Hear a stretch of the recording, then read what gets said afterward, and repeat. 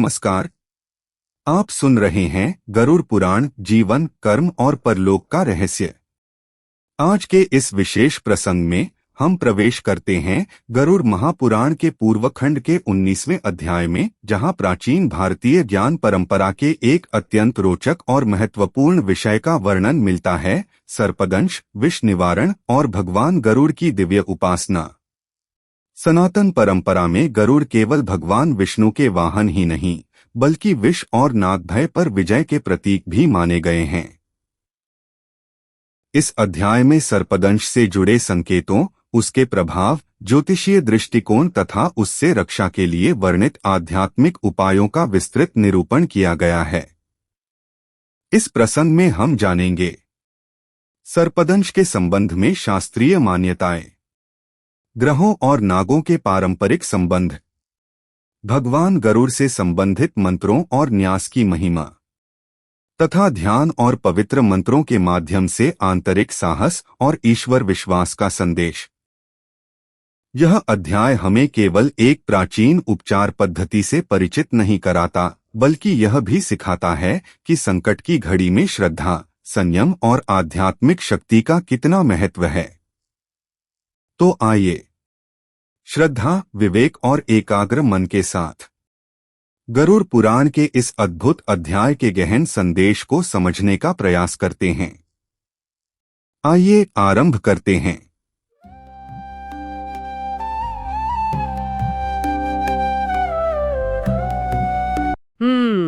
कल्पना कीजिए, शाम का धुंधुलका छा रहा है।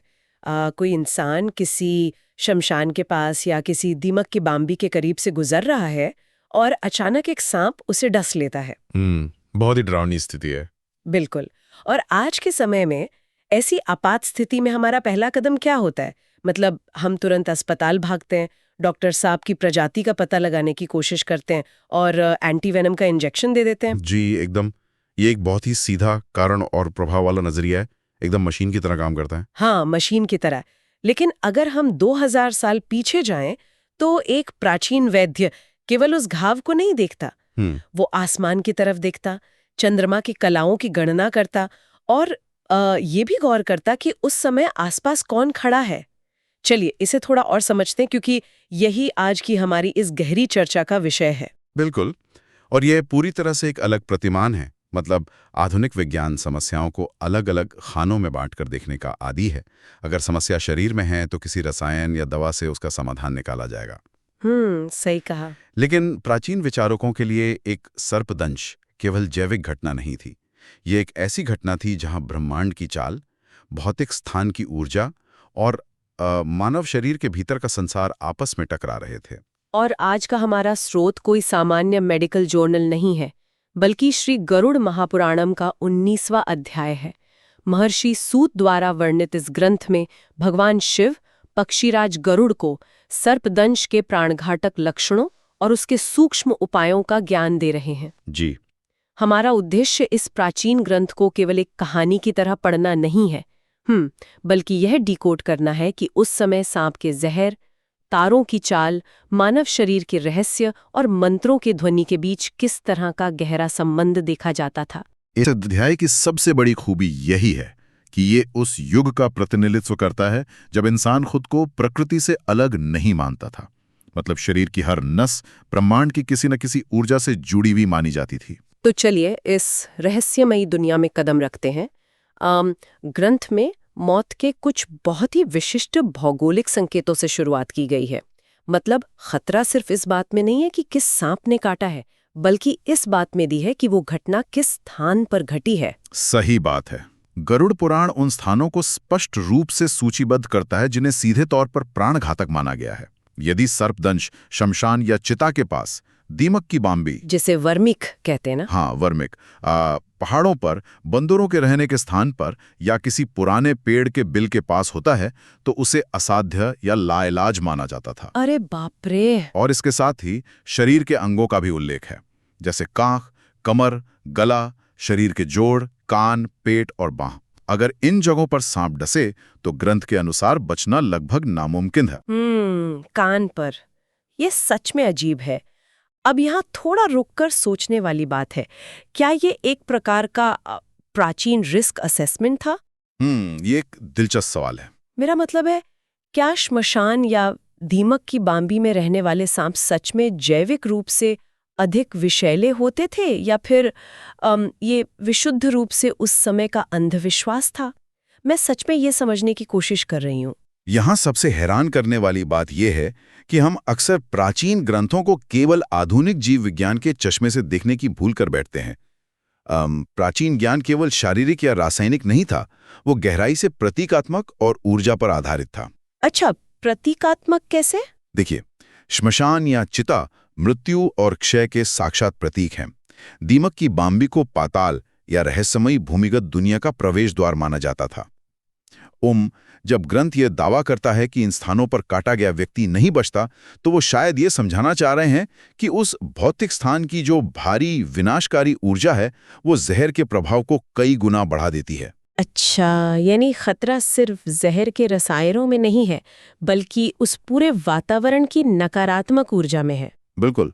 इसके अलावा मैंने देखा कि ग्रंथ में कुछ बहुत ही अजीबोगरीब संकेतों का भी जिक्र है, जैसे अगर सांप के काटने के निशान में 3 छिपी हुई रेखाएं हों, या उस सटीक समय पर कोई दंडधारी इंसान, शस्त्र लिए हुए व्यक्ति, कोई भिक्षु या नग्न व्यक्ति दिख जाए, तो व्यक्ति जीवित नहीं बचता। हाँ, ग्रंथ इन्हें कालदूत यानी मृत्यु का संदेशवाहक कहता है। कालदूत, ये तो किसी हॉरर फिल्म के सीन जैसा लगता है। कालदूत की अवधारणा असल में उस क्षण की मनोवैज्ञानिक और ब्रह्मांडीय स्थिति को दर्शाती है। मतलब कल्पना कीजिए, सांप ने काटा है और उसी क्षण कोई भिक्षु या मृत्यु का प्रतीक दिखने वाला कोई व्यक्ति सामने आ जाए। मरीज तो वैसे ही डर जाएगा। बिल्कुल। ये रोगी के मन में एक गहरा मनोवैज्ञानिक आघात पैदा करता है। ये एक ऐसा संकेत माना जाता था कि प्रकृति, परिस्थितियां और व्यक्ति का भाग्य पूरी तरह से उसके विरुद्ध जा चुके हैं। जब ऐसे लक्षण दिखते हैं, तो शरीर, मन और बाहरी दुनिया का तालमेल टूट चुका होता है। ये बहुत ही दिलचस्प दृष्टिकोण है। यदि बाहरी दुनिया का वातावरण और उस क्षण की घटनाएं इतनी महत्वपूर्ण थीं, तो आसमान और अंतरिक्ष का क्या रोल था? आसमान का रोल तो बहुत ही गहरा था। हाँ, क्योंकि अगर हम ग्रंथ की बात करें तो ये चर्चा जमीन से उठकर सीधे ग्रहों और नक्षत्रों तक पहुंच जाती है। गरुड़ पुराण का ये हिस्सा सच में इसकी सबसे जटिल कड़ियों में से एक है। ग्रंथ सूर्य और अन्य ग्रहों का विशिष्ट नागों या सर्प प्रजातियों के साथ सीधा संबंध स्थापित करता है।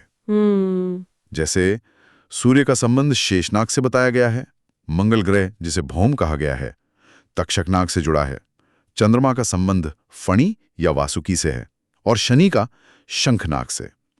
यहां तक कि राहु और कुलिक जैसे छाया ग्रहों का भी उल्लेख है।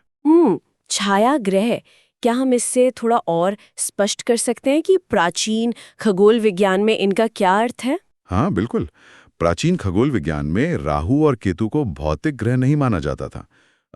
ये अंतरिक्ष में ऐसे गणितीय बिंदु थे जहां सूर्य और चंद्रमा के पथ आपस में काटते हैं और इन्हीं बिंदुओं के कारण ग्रहण लगते हैं। अच्छा, तो इनका कोई भौतिक अस्तित्व नहीं था? नहीं, और चूंकि ग्रहण प्रकाश को निगल लेते हैं, इसलिए इन छाया ग्रहों को बहुत शक्तिशाली, विनाशकारी और रहस्यमयी माना गया।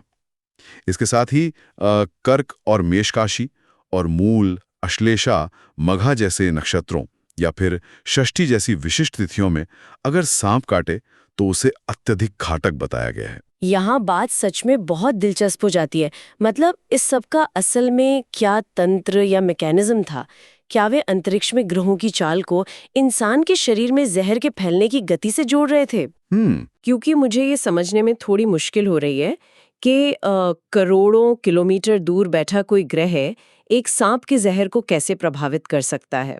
अगर हम इसे व्यापक दृष्टिकोण से जोड़ें, तो इसे समझने के लिए हमें एक प्राकृतिक एनालॉजी का सहारा लेना होगा। हम जानते हैं कि चंद्रमा का गुरुत्वाकर्षण पृथ्वी पर समुद्र के ज्वार भाटे को नियंत्रित करता है ना? हाँ बिल्कुल। पूर्णिमा के दिन लहरें कितनी ऊंची होती हैं। ठीक वैसे ही प्राचीन विचारकों का मानना था कि जिस तरह चंद्रमा का गुरुत्वाकर्षण समुद्र के पानी को खींचता है, उसी तरह ब्रह्मांड के विभिन्न ग्रह मानव शरीर के भीतर के तरल पदार्थों, ऊर्जा प्रवाह और यहाँ तक कि रक्त में घुले विष पर अपना अदृश्य गुरुत्वाकर्षण या प्रभाव डालते हैं। अरे वाह, ये एक बहुत ही शक्तिशाली दृष्टिकोण है। इसका मतलब है कि प्राचीन काल में समय केवल घड़ी की टिक टिक नहीं था, बल्कि वह एक जीवित सक्रिय शक्ति था। एकदम सही। समय, या जिसे हम काल कहते हैं, अपने आप में एक शक्तिशाली ऊर्जा है। मतलब जब कोई विशिष्ट ग्रह किसी विशिष्ट नक्षत्र में होता है तो पृथ्वी पर उस ग्रह से जुड़े तत्वों का प्रभाव अपने चरम पर होता है। जैसे मंगल ग्रह का उदाहरण ले लें। हाँ, उदाहरण के लिए मंगल ग्रह आक्रामकता और अग्नि का प्रतीक है और तक्षक नाग सबसे भयंकर सर्पों में से एक है। तो यदि तक्षक प्रजाति का सांप मंगल के प्रभाव वाले समय में काटता है तो ब्रह्मांडीय ऊर्जा और भौतिक विष दोनों एक साथ एक ही दिशा में काम कर रहे होते हैं। Double attack. बिल्कुल। प्राचीन वैद्यों के लिए ये जानना जरूरी था कि वे किस ब्रह्मांडीय घड़ी के खिलाफ लड़ रहे हैं। ये तो ऐसा है जैसे वे किसी भी बीमारी को एक अलग थलग घटना नहीं मानते थे, बल्कि उसे पूरे सौर मंडल के एक बड़े नाटक का हिस्सा मानते थे। अगर ब्रह्मांडीय घड़ियां बाहर काम कर रही हैं तो मुझे लगता है कि प्राचीन विचारकों ने शरीर के अंदर भी एक वैसी ही घड़ी की कल्पना की होगी। इसी बिंदु पर प्राचीन भारतीय दर्शन का एक बहुत ही महत्वपूर्ण और गहरा सिद्धांत सामने आता है, यत् पिंडे तत् ब्रह्मांडे। मतलब जो ब्रह्मांड में है वही शरीर में है। बिल्कुल। इसका अर्थ है जो इस छोटे से शरीर या पिंड में है वही उस विशाल ब्रह्मांड में भी मौजूद है। और यही सिद्धांत हमें शरीर के भीतर चंद्रमा की रहस्यमयी यात्रा की ओर ले जाता है। शरीर के भीतर चंद्रमा की यात्रा? ये सुनने में ही बहुत काव्यात्मक लगता है। क्या हम इसे प्राणवायु या हमारी जीवन शक्ति कह सकते हैं? जी, हम इसे प्राणवायु या जीवन ऊर्जा का केंद्र मान सकते हैं। ग्रंथ हमें बताता है कि ये प्राण शक्ति शरीर में कभी स्थिर नहीं रहती। ये चंद्र तिथियों के अनुसार एक तय मार्ग पर शरीर के अलग अलग अंगों में यात्रा करती है। अच्छा, कैसे? प्रतिपदा यानी चंद्रमास के पहले दिन से ये यात्रा पैरों के अंगूठे से शुरू होती है। फिर अलग अलग तिथियों में ये पैर के पिछले हिस्से, टखने, घुटने, मतलब नीचे से ऊपर की तरफ। हाँ, घुटने से फिर लिंग, नाभि, हृदय, गले, नाक के नथुने, आंख, कान, भौहों, कनपटी और अंत में सिर तक पहुंचती है। और सबसे चौंकाने वाली बात जो ग्रंथ में बताई गई है वो ये है कि ये यात्रा पुरुषों के शरीर में दाहिने हिस्से में और महिलाओं के शरीर में बाएं हिस्से में होती है। ये किसी आंतरिक अलार्म क्लॉक की तरह लगता है, लेकिन बहुत अधिक जटिल। बिल्कुल, एक बहुत ही जटिल सिस्टम। एक ऐसा नक्शा जो तय कर रहा है कि आज महीने की इस तारीख को आपकी जीवन शक्ति शरीर के किस कोने में मौजूद है। आधुनिक चिकित्सा में हम शरीर को एक स्थिर संरचना की तरह देखते हैं जिसमें अंगों की जगह कभी नहीं बदलती। लेकिन प्राचीन चिकित्सा विज्ञान के लिए शरीर समय और ब्रह्मांडीय चक्रों के साथ लगातार बदलने वाला एक गतिशील परिदृश्य था। लेकिन एक सांप के काटने की आपात स्थिति में इस आंतरिक यात्रा का व्यवहारिक उपयोग क्या था? एक वैद्य इस नक्शे का क्या करता था? यह एक बहुत ही सामरिक ज्ञान था। मतलब जहर का असर इस बात पर निर्भर करता था कि उस दिन प्राण शक्ति शरीर के किस हिस्से में है। अगर जहर रक्त के माध्यम से फैलते हुए उस अंग तक पहुंच जाता है जहां उस दिन चंद्रमा या प्राण का वास है, तो व्यक्ति की मृत्यु निश्चित मानी जाती थी। बाप रे, ये तो सच में रेस अगेंस्ट टाइम है। हाँ, इलाज करने वाले वैद्य का मुख्य काम यह होता था कि वो उस दिन की चंद्र तिथि के अनुसार प्राण की स्थिति जाने और जहर को उस विशिष्ट अंग तक पहुंचने से पहले ही रोकते।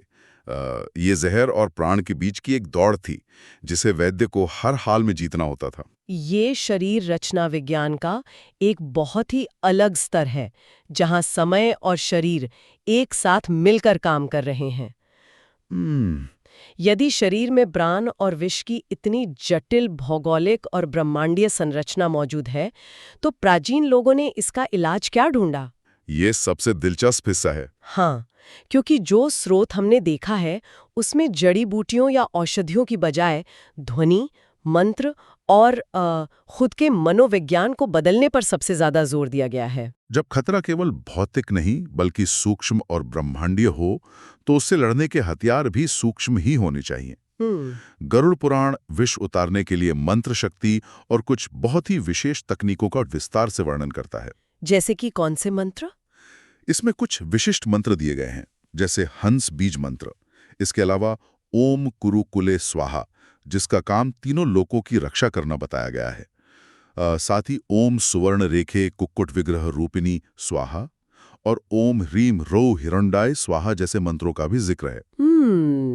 मैंने बीज मंत्र शब्द कई बार सुना है, लेकिन ये वास्तव में क्या होता है? क्या ये सिर्फ एक प्रार्थना है या इसके पीछे कोई और विज्ञान है? मैं सच में जानना चाहती हूँ। प्राचीन दर्शन में बीज मंत्र को केवल शब्दों के अर्थ से नहीं समझा जाता। बीज का अर्थ है मूल।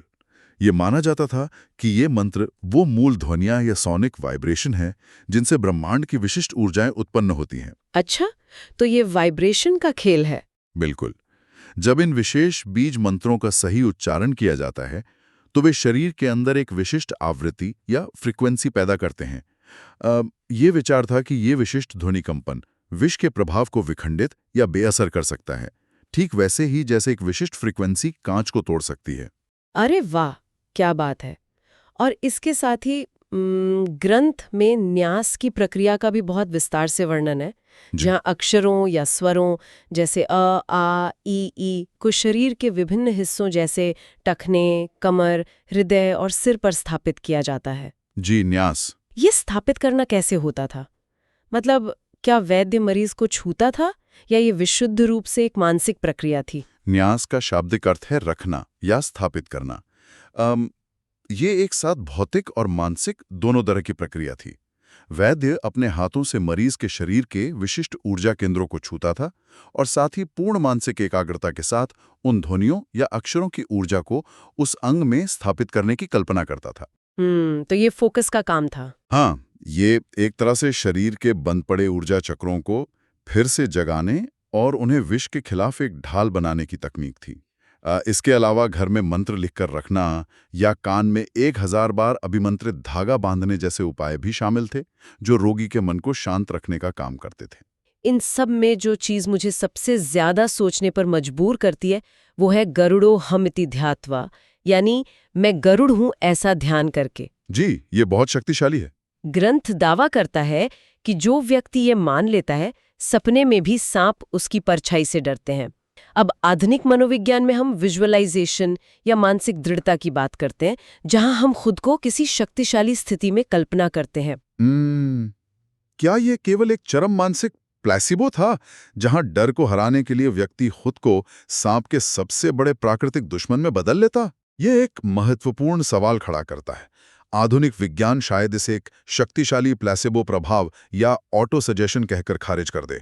लेकिन प्राचीन परिप्रेक्ष्य में ये केवल खुद को सांत्वना देना या ध्यान भटकाना नहीं था, ये चेतना का पूरा परिवर्तन था। चेतना का परिवर्तन मतलब? देखिए, जब किसी को सांप काटता है तो सबसे पहली चीज जो उसकी जान लेती है वो जहर नहीं बल्कि मौत का भयानक डर या पैनिक होता है। और हम जानते हैं कि पैनिक का शरीर पर क्या असर होता है। मतलब पैनिक से हृदय गति तेज होती है, रक्तचाप बढ़ता है, नसें फैल जाती हैं। एकदम सही। और जब रक्तचाप बढ़ता है तो जहर शरीर में बहुत तेजी से फैलता है। मैं गरुड़ हूँ, ये विचार नर्वस सिस्टम को तुरंत शांत करने का एक बहुत ही सटीक तरीका है। गरुड़ सांपों के स्वामी और भक्षक हैं। गरुड़ को सांपों से डर नहीं लगता। तो मरीज वो डर खत्म कर देता है। जी, जब व्यक्ति या उसका इलाज करने वाला वैद्य ये पूर्ण विश्वास कर लेता है कि वो गरुड़ है, तो डर का वो पूरा बायोलॉजिकल कैस्केड वहीं रुक जाता है। तो मानसिक दृढ़ता और मंत्रों के कंपन के माध्यम से स्नायु तंत्र तुरंत शांत हो जाता है। जहर के फैलने की गति धीमी हो जाती है, जिससे शरीर की अपनी प्रतिरक्षा प्रणाली को या अन्य उपचारों को काम करने का समय मिल जाता है। ये ऐसा है जैसे वे इलाज बाहर से किसी दवा के जरिए नहीं बल्कि चेतना की गहराई से पैदा कर रहे थे। ये शरीर, मन और ध्वनि का एक बहुत ही उन्नत एकीकरण है।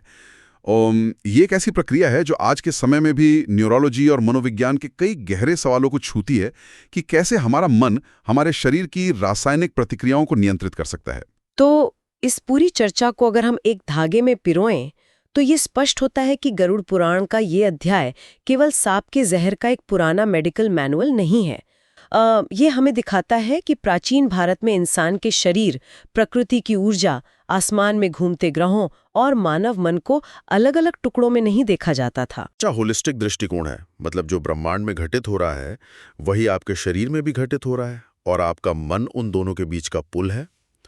प्राचीन वैद्य केवल शरीर का इलाज नहीं करते थे, वे उस पूरे ब्रह्मांडीय संतुलन को ठीक करने का प्रयास करते थे।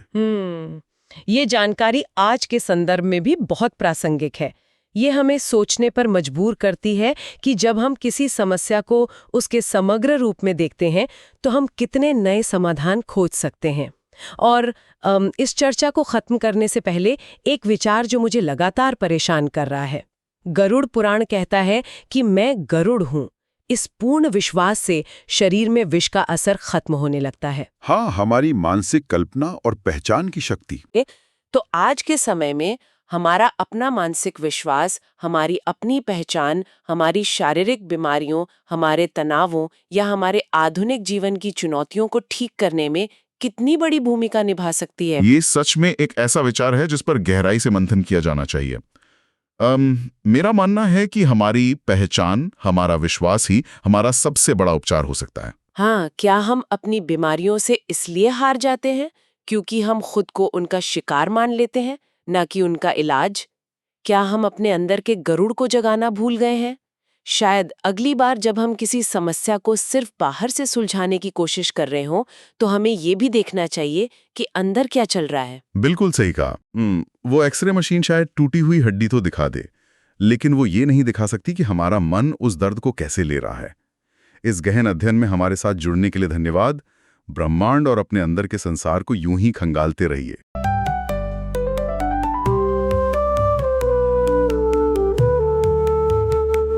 इस प्रकार गरुड़ पुराण के इस 19वें अध्याय में हमें यह ज्ञात होता है कि प्राचीन ऋषियों ने जीवन की कठिन परिस्थितियों का सामना करने के लिए आध्यात्मिक, सांस्कृतिक और पारंपरिक ज्ञान का एक समृद्ध मार्ग प्रस्तुत किया। इस अध्याय में वर्णित मंत्र, ध्यान और उपासना श्रद्धा तथा साधना की उस परंपरा का प्रतिनिधित्व करते हैं जिसने मनुष्य के भीतर साहस, धैर्य और ईश्वर के प्रति विश्वास को सुदृढ़ करने का कार्य किया। आज के समय में सर्पदंश जैसी किसी भी आपात स्थिति में तुरंत आधुनिक चिकित्सा और चिकित्सकीय उपचार ही जीवन रक्षा का सबसे विश्वसनीय उपाय है।